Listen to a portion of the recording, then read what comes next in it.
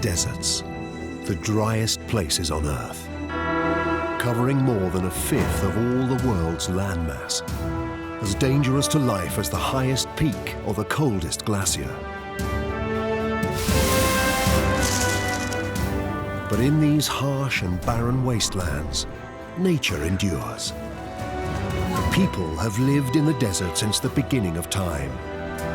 Resilient and resourceful, they have developed unique cultures and deep spiritual bonds with these arid lands. But the modern world of commerce and industry is encroaching on the desert, claiming its resources, changing the delicate balance of life. Now, more than ever, desert people must adapt to survive. This series tells their story of struggle and endeavor, of humanity's continuing relationship with the most challenging places on Earth.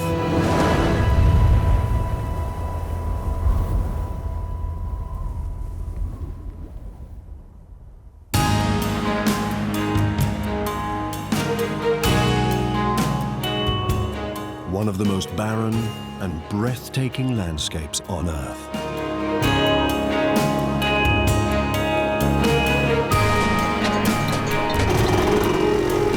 Covering more than 1.5 million square kilometers, the Gobi is the largest desert in Asia. Vast tracts of which have been barely touched by man. In the summer, temperatures can reach a scorching 40 degrees Celsius. In winter, they fall to 40 below. Surviving here means keeping one step ahead of nature. It also means learning to live and love a landscape that looks to be the most forbidding on Earth. Nowhere else do animals and humans have to depend on each other so completely to survive. But there's change on the horizon. A new Mongolia is emerging. With one eye on untold riches, it's becoming a place of those who stand to gain and those who stand to lose.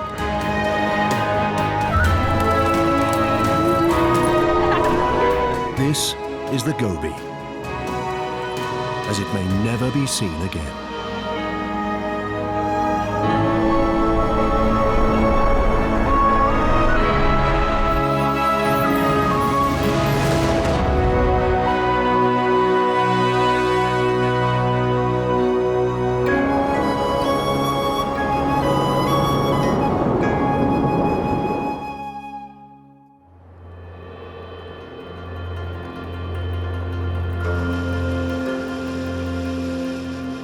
From a distance, the Gobi seems to be one of the most inhospitable places on Earth.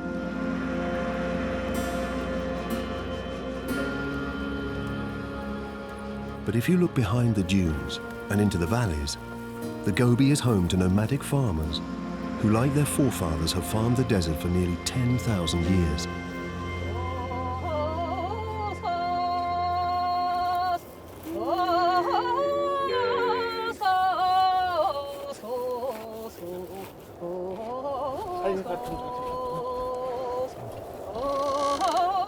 Nomadic farming is the only life Iditsaran Adilbish and his family have ever known.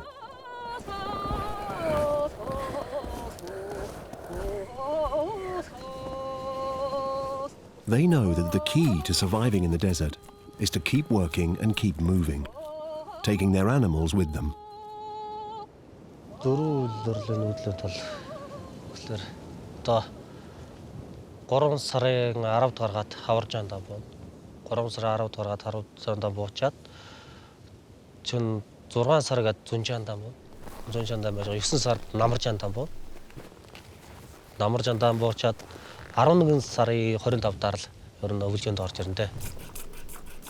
Wherever they are, every day starts the same way. Once Iditsaran's wife Gamma has milked the herd, she prepares a traditional breakfast of seasoned camel milk.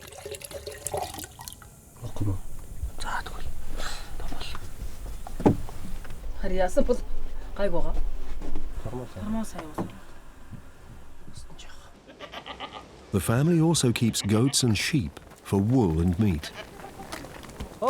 In herders' terms, these animals are just about the same as a pocket full of cash.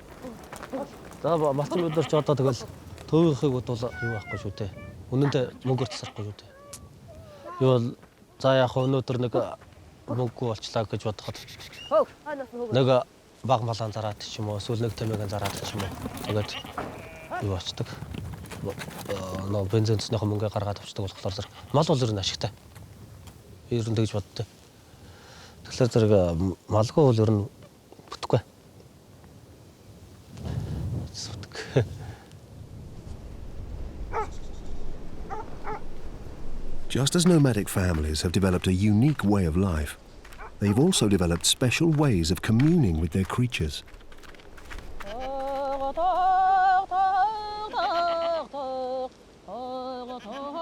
Only a few hours ago, this ewe gave birth to 2 newborn lambs.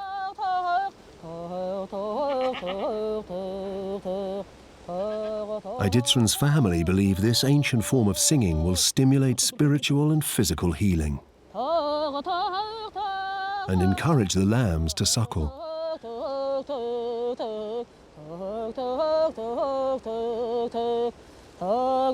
It's an extraordinary relationship and shows just how much each one depends upon the other.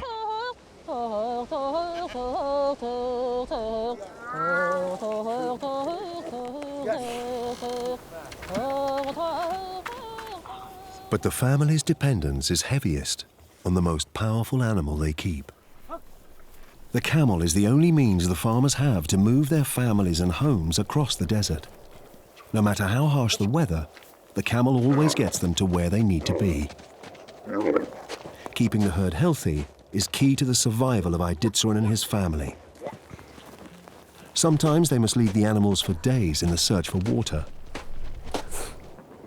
And while the camel looks to be docile, it can also be stubborn. Iditsran uses a traditional tool to rein it in.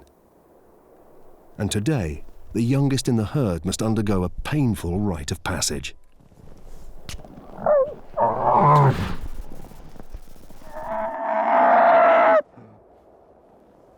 This ordeal might well have propagated the myth that the camel too can shed a tear. Iditsran knows the animal's suffering is a necessary evil.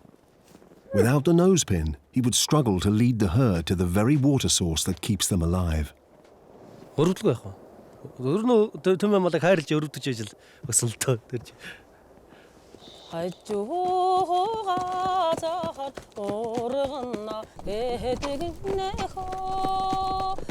Today, Iditsran is taking his camels to a waterhole he last visited 8 months ago.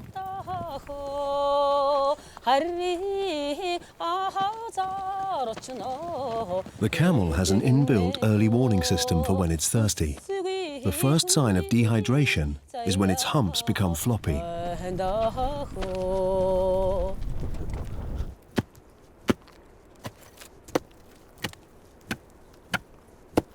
Although these animals are legendary for being able to withstand desert conditions, they must drink fresh water regularly.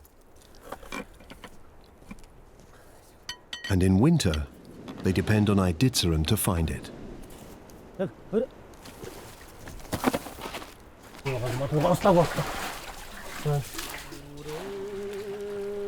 What seems like an ordinary moment is really very precious.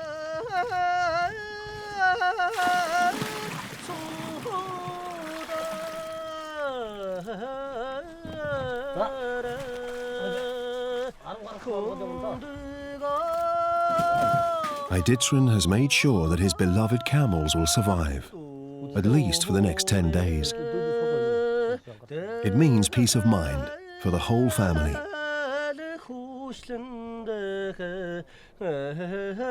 Tonight, in their tented home called a ger, they can relax and watch the news in the company of a rather unusual audience.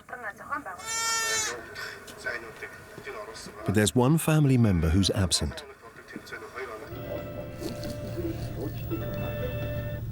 Over 1,400 kilometers away, Iditsuran's brother Biamba is also relaxing in his ger, set in a very different landscape. Би одоо гэртээ өдрийн ээжнийхээ ондоо нөгөө ээжнийхээ залуутай хоёулахна амьдардаг.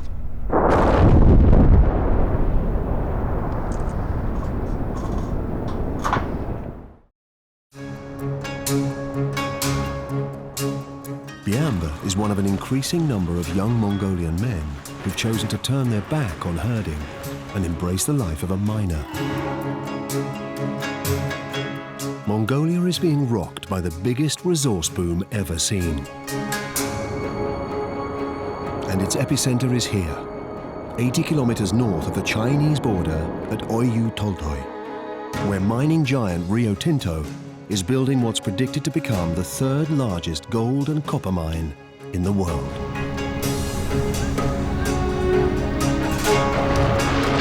And the Mongolian government has negotiated itself a 34% stake in the project. It believes that this is Mongolia's best chance at lifting itself out of poverty. Vice President of the mine, Sanj Samanda, shares this vision. Манай аав бол малчин хүн байсан. Гэхдээ намайг багад Улаанбаатар хотод шилжиж ирсэн. Тэгээ би сургуулиа төгсөөд геофизикийн мэргэжилтэй болсон. Тэгээ 15 жилийн өмнөөс энэ оюу толгойтой холбогдож ажиллаж байгаа. Every day, Sanj gets up close and personal with meter after meter of core rock samples. And this is what he's looking for. Deposits of gold or copper embedded in the rock. Selective drilling for these samples takes the guesswork out of the search for metal ore. This room is a snapshot of how and where the metal ore is distributed within the rock. By piecing together the data, Sanj constructs a vertical slice of the Earth's layers, showing where the richest seams lie. But to get at it, they must dig deep. And this is where Biamba steps in. He is one of some 10,000 local miners who are working underground to get at these deposits. It's a dangerous and dirty job, but Biamba is embracing the challenge. Аавгаа өнгөрснөөс хойш тэгээ энэ дээр ажиллахаар болсон. Би одоо энд ирснээр тэгээд Монгол улс төдийгүй өөрийнхөө аймаг орон нутагт том хувь нэмэр оруулж байгаа гэж боддог. Би тэрүүгээрэж бахархдаг. Today, Biamba is part of a team cutting a tunnel that will give access to the ore deposits underground. When we go down today, we're going to start off with 2 pipes. You must remember, when doing pipes or any work that might have a danger of things falling, danger plate to the bottom. Guys in the bottom adhere to the rules towards the danger plate. The main shaft extends more than 1.3 kilometers into the earth. Энэ шафтад байгааснаар одоо бид нар ч одоо бол зүгээр сурчгоо уурхаж. Тэгээд ер нь явандаа тэгэл энд одоо олон ам, хайдан ам босох баг. Тэрийг ер нь явандаа ер нь тийшээгээл тэр босон амыг л ер нь босгох улсууд юм шиг байна.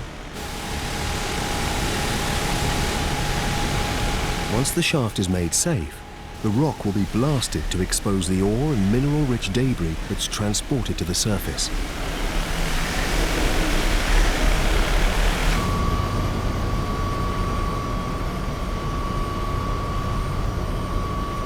It's a massive technical achievement. And above ground, the construction challenge gets even bigger. When ferocious dust storms and 140 kilometers per hour winds sweep across the desert, the mine's profitability hangs in the balance. Gobi нутагт том үйлдвэр барихад их хэцүү. Салхитай үед болохоор энэ том краанууд болохоор ингээ ачаан савлаад ингээд байдаг. Тэгэхээр зэрэг хүчтэй салхитай үед бид нар ажиллаа зогсоох хэрэгтэй. Газар дээш, газар доорч. Тэгэхээр зэрэг бид нар ингээд үнэтэй цагаа алдаал байна гэсэн үг. For good karma, the mine was opened on an auspicious day in the Buddhist calendar. But making money in the desert calls for more than good luck. Only by mammoth industrial effort can the Gobi be transformed from fruitless terrain to a land of wealth and opportunity. If this mine is profitable, it will more than double Mongolia's GDP in the coming decade. Тийм учраас бид нар зөвхөн одоо мөнгө төгрөгтэй болохоос гадна мэрэгжилтэд бэлдэж авах дараачийн ордуудыг ашиглахад бэлтгэл болох ёстой. All this change means Biamba is living a vastly altered lifestyle. It's the first time he's ever had so much purchasing power. With a salary of $2,000 a month, he earns 13 times more than his nomadic brother.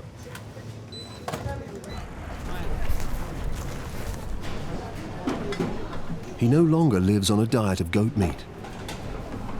And his social life revolves around his work colleagues rather than his family. It's a massive cultural shift.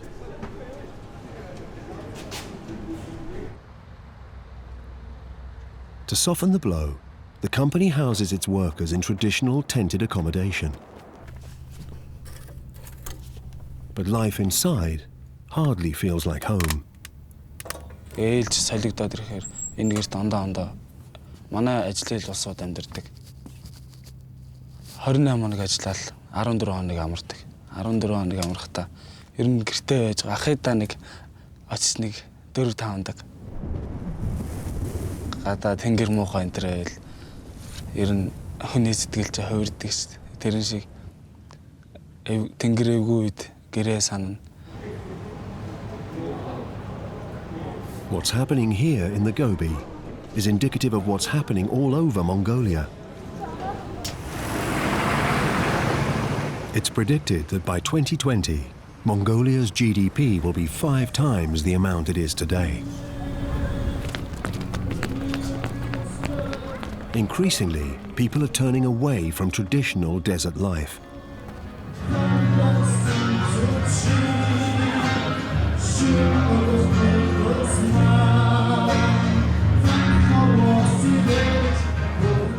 As the young embrace their newfound opportunities, the change looks to be irrevocable. This generation may never know what it is to live face to face with the elements.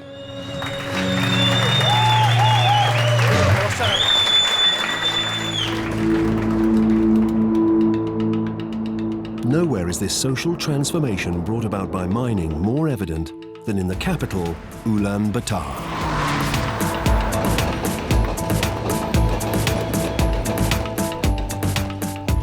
This is the modern face of Mongolia, where more than 1 million people are city dwellers.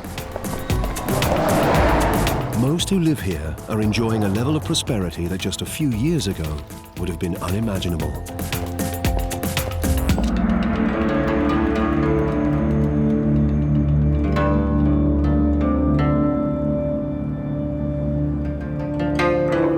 But outside the city, life remains a daily battle with the elements. Most people here have nothing to do with big business, though many harbor their own dreams of prospecting the desert's minerals, albeit on a very small scale. In the snowy mountains, 6 hours drive south of Ulaanbaatar, are 3 family men hoping to strike it rich. Most days, Odgon Munk and his colleagues travel far from home to explore the disused gold mines that dot the landscape. Odgon is just one of tens of thousands of small-time miners who illegally prospect the Gobi. And he has a very personal reason for wanting to unearth something more valuable than piles of grit.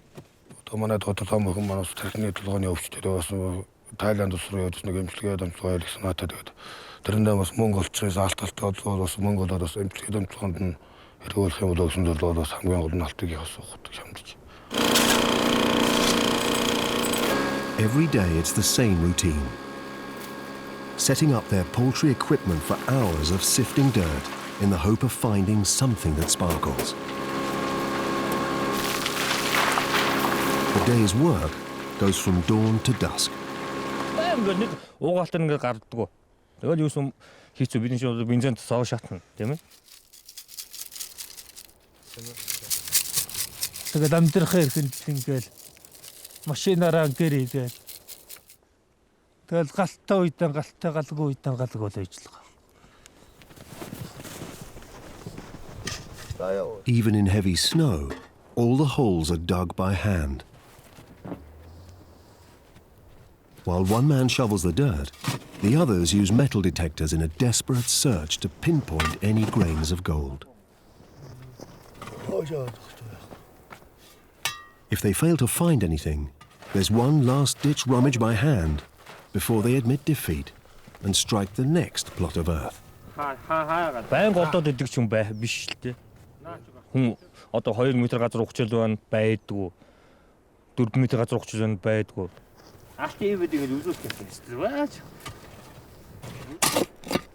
Not only is this mining illegal, it's incredibly dangerous. The men must dig as fast as they can before they are discovered by authorities. But they have neither the time nor the energy to reinforce their tunnels. Already they've dug more than 4 meters down into the soft desert rock. If the tunnel walls collapse, Otgon and his men could suffocate to death in a matter of minutes. With the value of gold almost at an all-time high, safety is something these men are willing to sacrifice. A nugget this size could fetch $280 on the black market. But today, all Otgon and his team managed to find is a tiny speck of gold.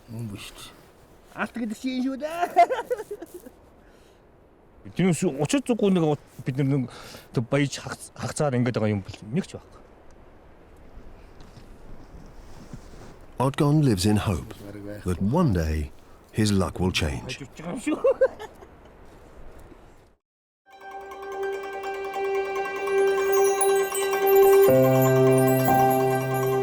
Meanwhile, in this desolate landscape, there's only one other means he has to take care of his family, and that's to continue his life as a nomadic herder. In this desert, finding grassland for his herd is often a struggle, but lately it's been getting more and more difficult.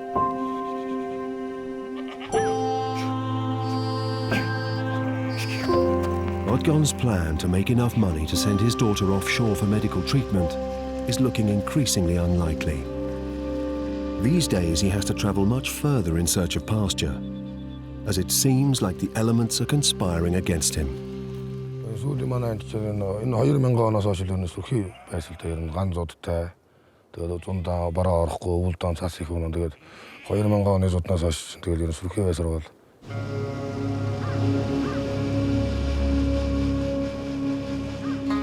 Just as it is everywhere else on Earth, Mongolia is getting hotter. But nature here is experiencing more dramatic climate change than the rest of the world.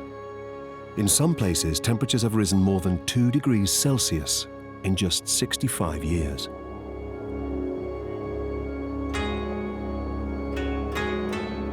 Frozen springs are melting. Rivers and lakes are drying up. More than 2/3 of pasture land is now no longer suitable for grazing. The desert is advancing.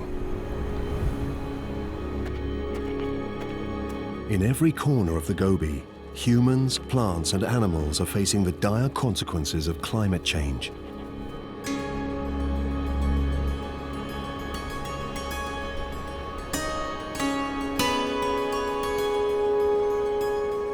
One creature more than any other is clinging to existence.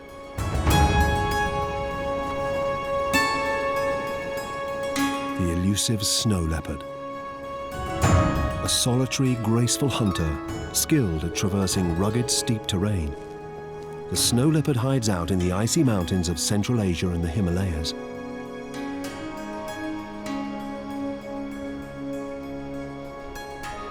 Like the nomadic herders, they are the last of their kind.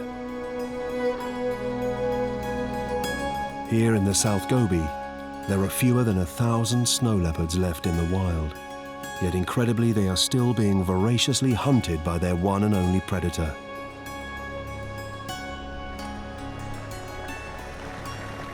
Man. And this is what's been happening to this magnificent cat. In the cities of Mongolia, salubrious restaurants continue to use snow leopard fur as decoration. There are at least 100 pelts lining these walls. And the snow leopard is so precious that nothing goes to waste.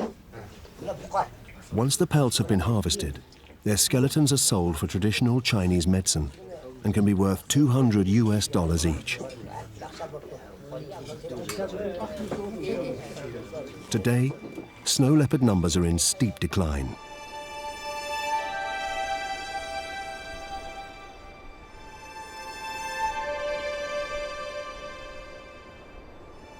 But recognizing that the snow leopard is as intrinsic to Mongolia as the snowy mountains themselves, one man is on a mission to save them.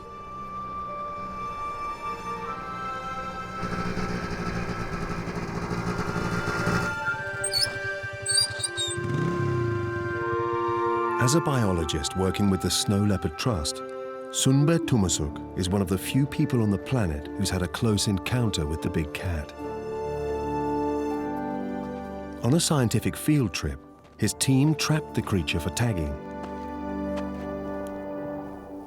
Sunbe got close enough to touch it before releasing it into the wild. Одоо хурдан л оч харах юмсан л гэсэн тийм бодолтой ирсэн. Үнэхээр л гайхамшигтай сайхан амтан байсан. Сундалцсан тэр урт бие, тэр сүүл, тэр өөрийнх нь өнгө төрх гэд. Тэгэд бол маш тийм өндөр сэтгэлтэй одоо ингээл цаахаар ирээс гэдэг амтныг харчаад бол үнэхээр л өндөр сэтгэл төрж байсан л да.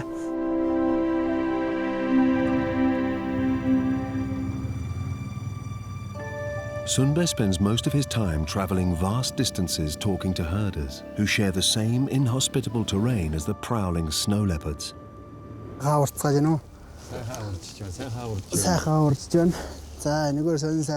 Today, Sunbe's meeting goat herder Oyun Gevesh, who lives with her extended family in the remote village of Toshtbag on the southwest tip of Mongolia. The family rely entirely on their animals for their survival. But due to the increasingly dry conditions, the herd is now roaming further to find food, deep into snow leopard territory. The family is increasingly worried about the threat of a snow leopard attack.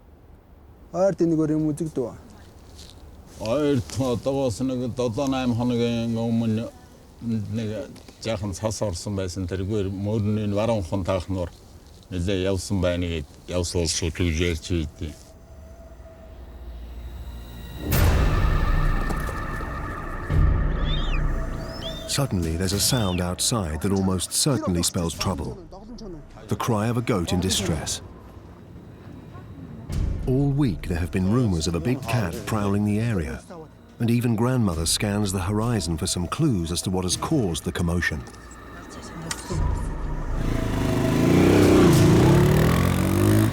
Sunbe speeds off in the direction of the noise,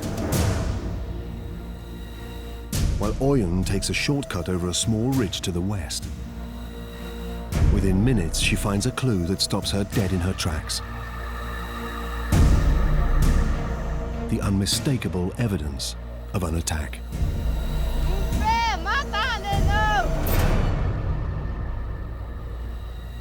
One of Oyun's precious goats has bled to death from a throat wound.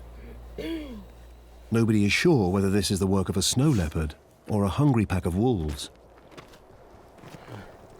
The proof is at their feet. The fact that the carcass has been left to rot rather than eaten confirms that this time the wolf is the culprit. While other herders might have wrongly blamed the leopard, Chimge knows the difference.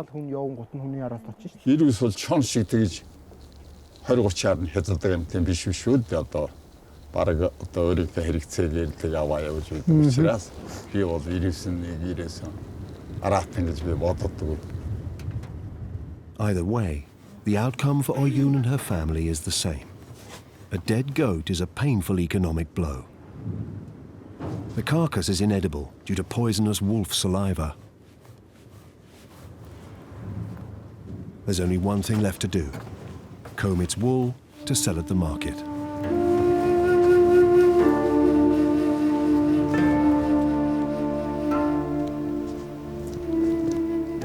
Sunbe knows that educating people about the snow leopard's behavior is key to protecting the animal's future. It's why he spends so much time gathering information and tracking the snow leopard's movements. Today, he's setting up a motion detection camera to take snapshots of the big cats, whose fur patterns are as unique as a human fingerprint. Бид нар энэ камерыг 2008 оноос хойш тавьж эхэлсэн. Тэрнээс хойш ч одоо за жилд бараг нэг дунджаар 5-6 мянган зураг авч байгаа юм л да. Making sure he gets a perfect shot is essential. So Sunbe always goes through a last-minute technical check.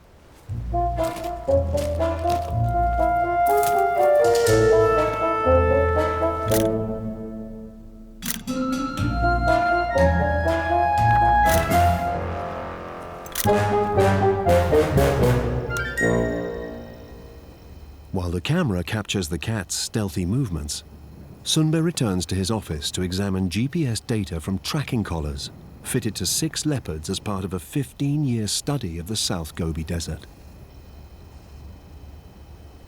Ер нь цоогор вирусыг хөдөлгөөлөлт судална гэдэг бол олон аш холбогдолтой. Түүний нэг нь бол тухайн амьтныг алсын зайнаас өдөржиний тусламжтайгаар хаана явж гин, өдөрт хичнээн километр явж гин, ямар шоу газар нутаг эзэмсдэм байна. Тэрийг судлах боломжтой. Finally, the results of the previous day's filming are in, and Sunbe is not disappointed. Нийт үзүүлсэн ирүүсэн дотроос бол миний одоо хамгийн дуртай ирүүс бол хашаа байгаа. Учир нь яагаад гэвэл хашаа бол хоёр хөөрхөн зулзахтай. Тэгээ ер нь камерт орохдоо тэр хоёр зулзах нь тэгээ маш тийм сонирхолтой зураг авах болдог. These snapshots are both breathtaking and incredibly rare. There are fewer than 4,000 snow leopards left in the wild. The Gobi boasts the second largest snow leopard population in the world, making ordinary Mongolians the animal's natural guardians.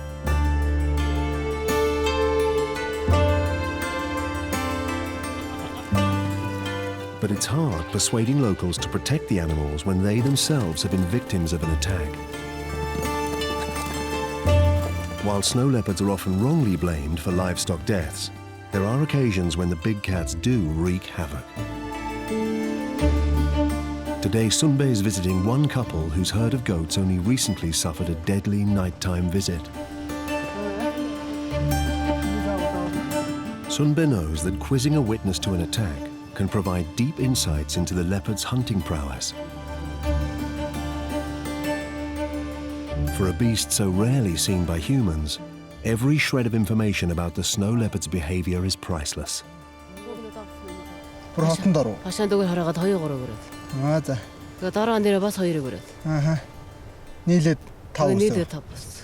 За. For Dembresh and Togo, helping Sunbe is small consolation. The death of 5 adult goats means the couple has lost 2 months' income. Before he leaves, Sunbe makes a final check on how the couple are protecting their herd from further raids. Гэрчээдэн тэр янз бүрийн өргөө их юм болгоод ороо хажуу 50.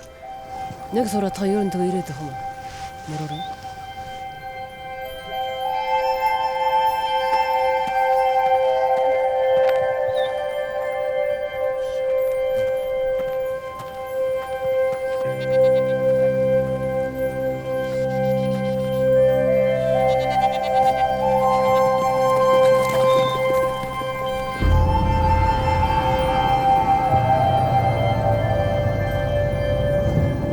These days, for Sunbe, the challenge of keeping the herders on side is easy, compared to defending the leopard from the greatest threat of all: progress. This is the evidence of Mongolia's newest phenomenon. A runaway mining boom that is now seriously encroaching on the snow leopard's territory. These are core samples left on the site by a mining company that has moved onto richer deposits. Тэгээ одоо ингэ явахдаа бол энэ ойр орчноо ингэ цэвэрлж бариагүй энэ үрдс зоргоц бүх юм ингэ хаяа явсан.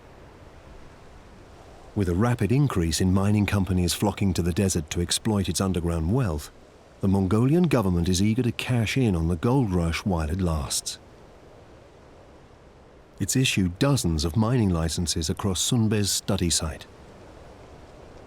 Нийт бол 37 лиценз энд бол олгогдчиход байгаа. Түүнээс манай эрүүл хамгаалах сан болон орон нутгийн одоо тэр засаг удирдлагууд нийлж яваад ингэ орон нутгийн хамгаалтанд авснаас хойш 10-аад одоо 10 гаруй лиценз ингэ цуслагдчихад байгаамаа. Одоогийн байдал одоо бол тэгэхээр нэг 20 гаруй лиценз бол байна. There's now a ban on mining in this region for the next 7 years. Beyond that, the snow leopard's future remains unclear.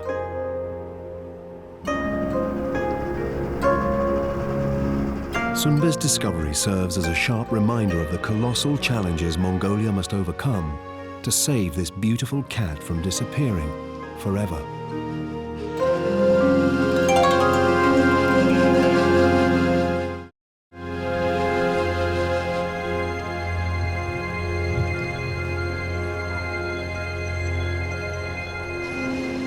This reverence for wildlife is at the heart of what it means to live in the Gobi. With its ice-capped peaks, sweeping plains, and breathtaking beauty, it's a place where people experience immense spiritual bonds with nature.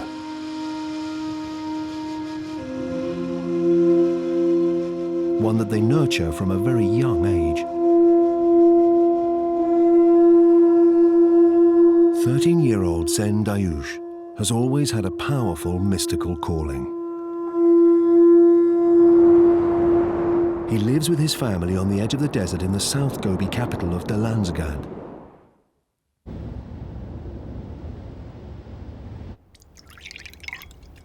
Even though today starts just like any other, it's a very special day for Send. It's the most important in the Buddhist calendar. Today is the festival of Mongolia's New Year, an event for which Send and his fellow monks have been busily preparing for weeks.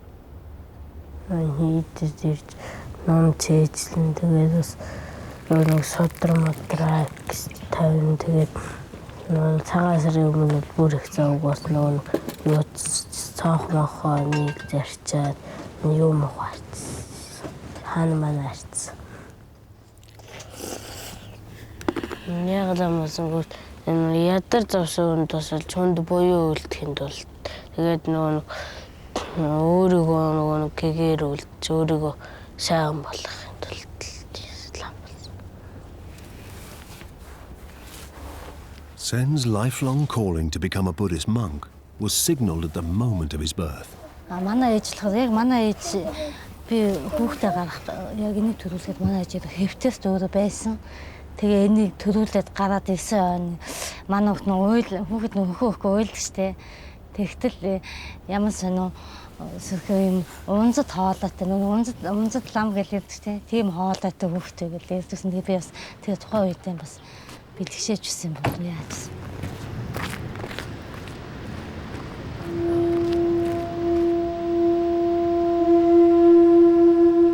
Using one of the most venerated Buddhist instruments, the conch shell, Send calls pilgrims to join the holy festivities.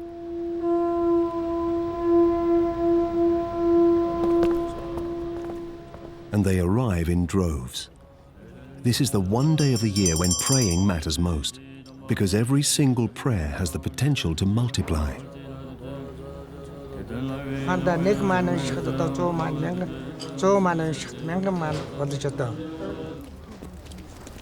За ганжуур хэмээх энэхүү номыг сар шинийн 15-нд багтаж бид гандан тэгшлэн хийдэ тойрсон тохиолдолд бидний одоо буян ном улам их дэлгэрч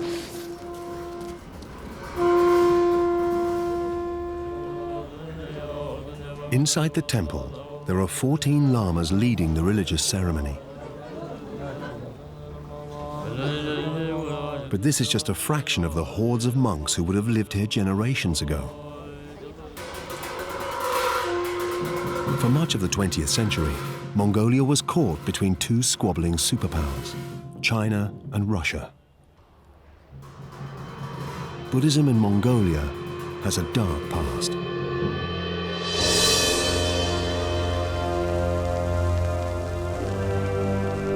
With the rise of communism in the 1920s, the Mongolian authorities came under pressure to mirror Lenin's violent anti-religious reforms. Monks were considered counter-revolutionaries, and by the late 1930s, Buddhism fell victim to a bloody purge.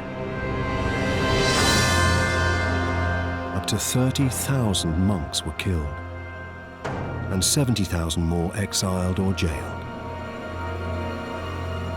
Religious practice in Mongolia all but disappeared.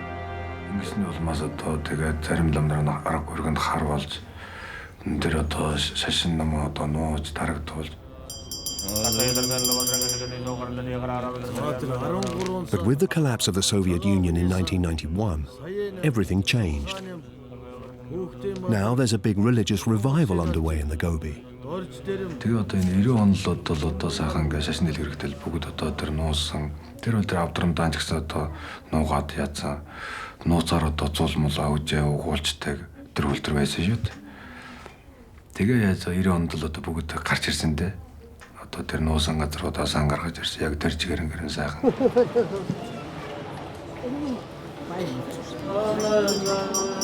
These days, Mongolian Buddhism is moving with the times.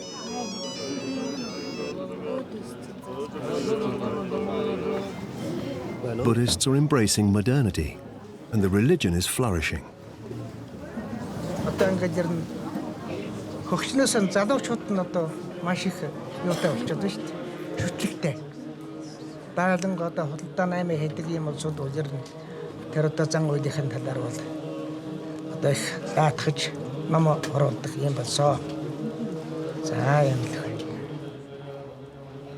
Today, more than half of Mongolians are practicing Buddhists. And Mongolia isn't just undergoing a cultural revolution. The whole of the Gobi is in a state of transformation.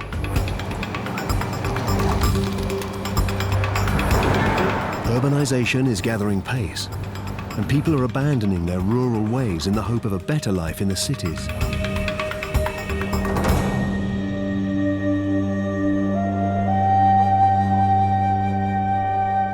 In 2010 alone, following the effects of a ferocious winter, more than 20,000 destitute nomads relocated from their desert homes to the capital of Ulaanbaatar.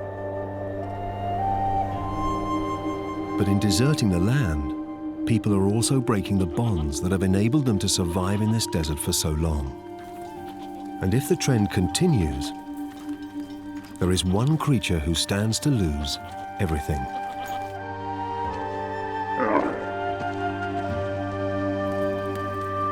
The number of native camels in Mongolia is in drastic decline, and while some manage to exist in the wild, most are domesticated and rely on humans for food and water. As this relationship changes, so too does the role of the animal in everyday life.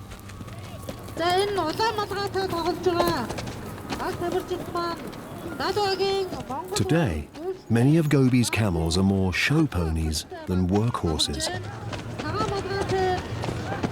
The faster and more beautiful the animal, the bigger the status symbol.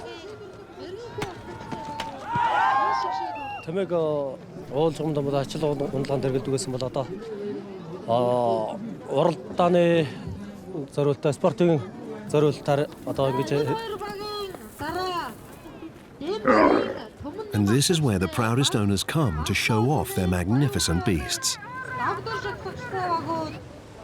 800 kilometers south of the capital, on a snowy plain in Bulhun, the annual 1,000 Camels Festival is in full swing. It's the nomadic equivalent of the Olympic Games, a chance to showcase the power and the agility of both animals and owners. Starting with the camel relay. Young, unbroken animals are brought into the ring, and it's the herder's challenge to tame them in every way. Before trying to mount the wild beast, they must first bind it and pull it to the ground. Then cut away its fur, which is plaited into a rein that the rider will use to show the camel who is master.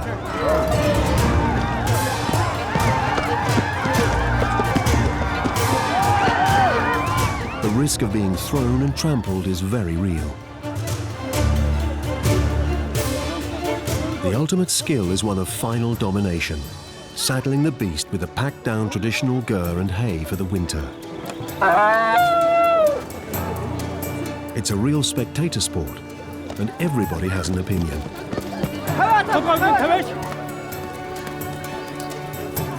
The winning team is always the one with a whole lot of know-how and that little bit of luck. And today, Iditran's one of those who's come out on top. Owner of 60 camels, he's one of the wealthiest herders in the province. He sees the festival as an opportunity to both demonstrate the spectacular power of the animals and promote their plight.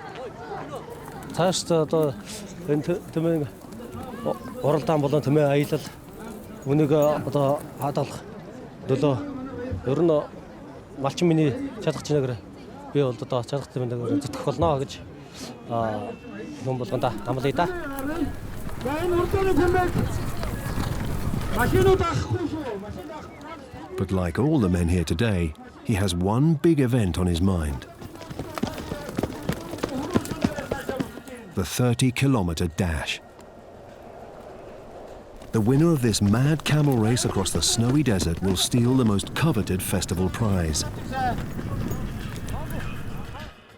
As the jockeys jostle for position, there are other competitions underway in which the owners are the focus.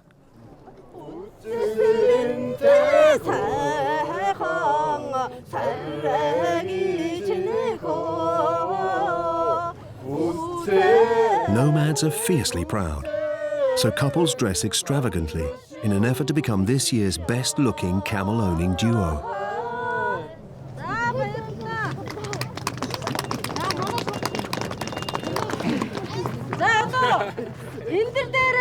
Meanwhile, in the big hall, there's a nail-biting game of ankle bone shooting underway.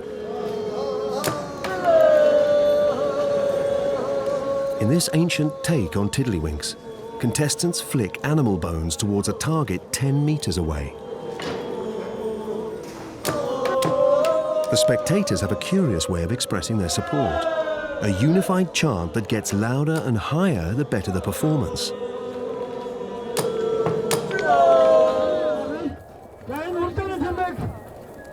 Back outside, the racing camels are chomping at the bit.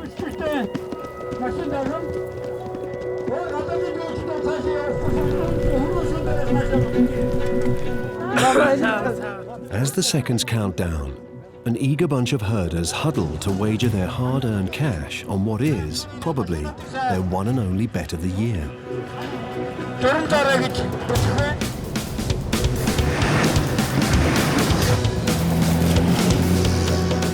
With a long stretch of deep snow to navigate, every rider is dicing with death. Within minutes, the race breaks up as a few hopeful riders streak ahead of the main pack. These are the men who know exactly what they are here for today. Then, with one last whip from the winner, the camel race of the year is over.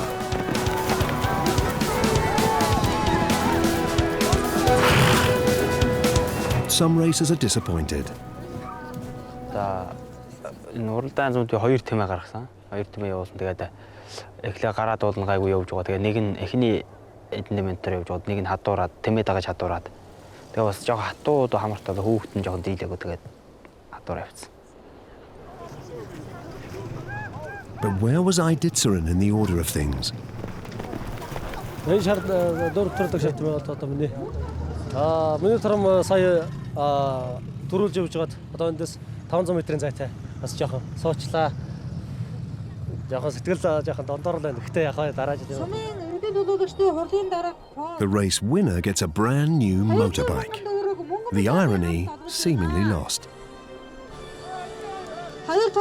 And for all he's had to put up with, the camel gets a much-needed lift home.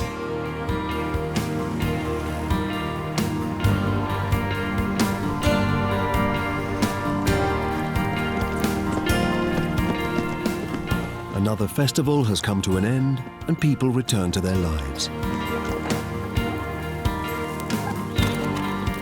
These are the people who've made a home in a desert that's changing faster than almost any place on Earth.